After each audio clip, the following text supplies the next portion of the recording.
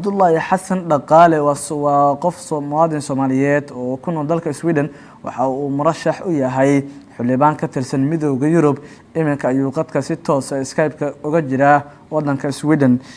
Abdullahi Xasan Dhaqaale marka hore soo dhawaad marka xigto xalkeeda marayaan ololihii dabcan doorashada ee kursiga aad u tartamaysid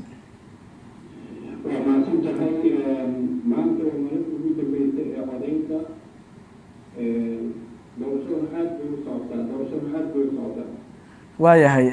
dabcan muddo ay soo qaadatay intii ololaha doorashada process-keeda lagu soo jiray maxaa ku muuqanayay doorashada process-keeda waxaan bilaabay 3 bilood ka hor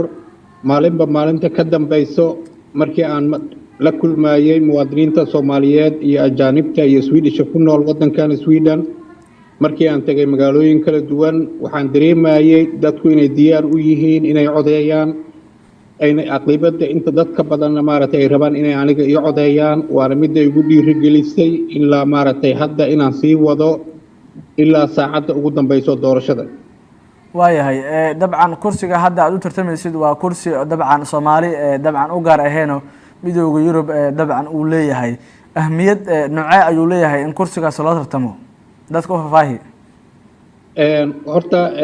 haddii aan kursiga iyo sida uu ku yimid aan faahfaahiyo anigu waxaan ka tirsanahay ururka social democratic ah ee wadankan waana kan haysta waa kan wax xukuumad sanadkan macnaha xisbiga aqlabiyadda leh waa xisbi ay u codeeyaan 3 meelood hal dadka wadankan degan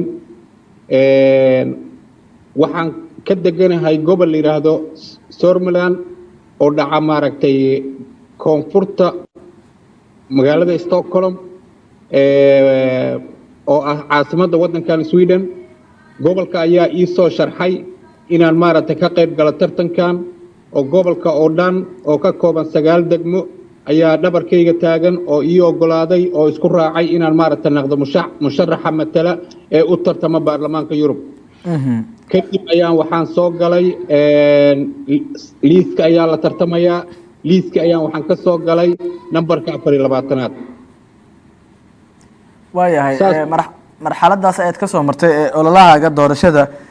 hadda marka codeyntu way bilaabatay mise murashax ayaa kula tartamayso ka xisbi ahaan waxaan nahay 37 qofood ka xisbi ahaan waxaan nahay 37 qofood kuraasta aan tartamaynana waxay u dhaxeeyaan 5 ilaa 7 waayahay 5 ilaa 7 dabcan iyo 37 waa tiro dabcan in badan farqi u dhaxeeyo dad baa hari doono rajadada adigu marka waa sidee rajadaydu aad bay u fiican tahay maanta oo dhan waxaan ka jawaabayay ama 8 bishii ilaa hadda dad badan oo goobta codeynta tagaya oo dhahaya waan ku soo codeynay waxaan arkay ajaanib waxaan arkay maaragtay dad Swedish ah waxaan arkay maaragtay ummadda Soomaaliyeed rajadaydu aad u fiican tahay waxaana naqon doonaa haddii aan yiraahdo shakhsiga ugu codka badan shakhsi ahaan marka la xisaabo dadka oo tartankaas ku jira oo u tartamaya ururka social democratic haddii ilaahay idmo ma waxa uu la jeedaa natiijada hordhaca ah haystida ku muujinaysa sidaas aad iyo aad ilaahayna waa ila garab galaya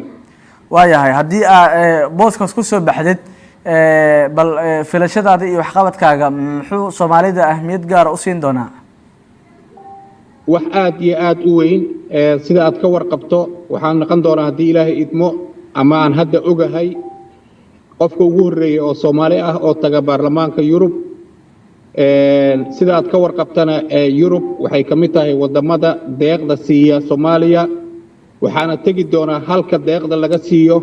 iyo sida maaragtay loo maamulana waan ogaan doonaa waxaana noqon doonaa mid ka warhaya waayahay inaad guulaysatid ayaan ku rajayn doonaa fariintaada ugu dambaysa diraysid maxay tahay fariinta ugu dambaysa oo diraayo waxay tahay in ummadda Soomaaliyeed iyo ummadda ajaanibta ah iyo ummadda Swedishka ah ee degan wadankan ay codkooda isticmaalaan ay codeeyaan waa maalintii ugu dambaysay doorashadan waxay ku eg tahay 9 fiidnimo ama 3 saac oo habeen caawa ah codkooda ha dhiibtaano hana ka maaragtay ha codeeyaan oo ha ka codeeyaan maaragtay inaysan cunsuriyadda iyo dadka qallafsan aysan maaragtay aqlibeed helin ay maaragtay social democratic helo aqlibeed in social democratic loo codeeyo qaasatan aniga loo codeeyo oo ah numberka 24aad cabdullaahi xasan dhaqaale ayuu ahaa daawadayaal oo ah muwaadin Soomaaliyeed oo ku nool dalka Sweden una tartamaya xildhibaan ka tirsan baarlamaanka midowga Yurub oo qadka Skype-ka ugu warramay goobjoog studio magaalada Muqdisho. cabdullaahi aad baad u mahadsantahay guulan ku rajaynaynaa adaa mudan